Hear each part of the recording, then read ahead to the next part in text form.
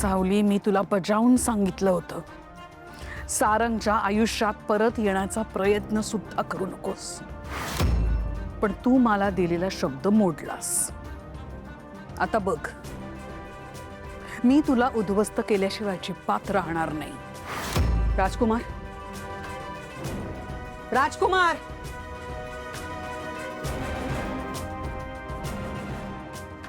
काय झालं? तुला गुरुकुलाची जागा मिळवायची आहे ना? मी माझ्या परीने तो विषय सोडला. नाही, आता हा विषय सोडायचा नाही, उलट वाढवायचा आणि संपून सुद्धा आपणच टाकायचा. ती गुरुकुलाची जागा आपण मिळवायची, त्यावरचं गुरुकुल उद्ध्वस्त करायचं आणि त्या माणसाला सुद्धा उद्ध्वस्त करायचं. राजकुमार, मी विचार केला. मला असं वाटतंय तुला जे हवंय ते बरोबर आहे. ती जागा आपली आहे आणि आपण ती मिळवायची, कारण जगन्नाथनी ती आपल्यापासून बळकावून घेतली. ती मिळवायची आपण परत. पण माझी एक अट आहे. काय?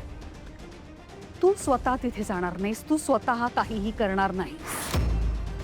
आपले वकील आणि पोलीस जी काय कायदेशीर कारवाई करायची असेल तर ते करतील. तू काही नाही करायचंस. कबूल?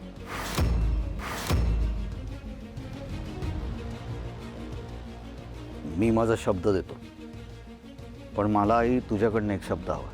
काय? माझी माणसं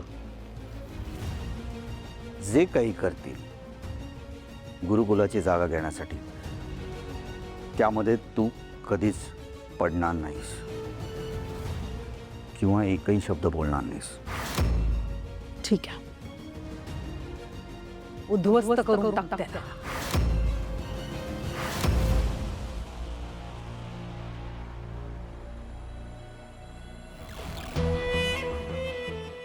आई हो म्हणाली. म्हणजे मी जे बोललो त्याला आईने होकार दिलाय. विश्वास बसत नाहीये माझा. तुला सांगतो किती आनंद झालाय माहिती मला. गुरुकुलाची जागा घ्यायची आहे डेफिनेट ना.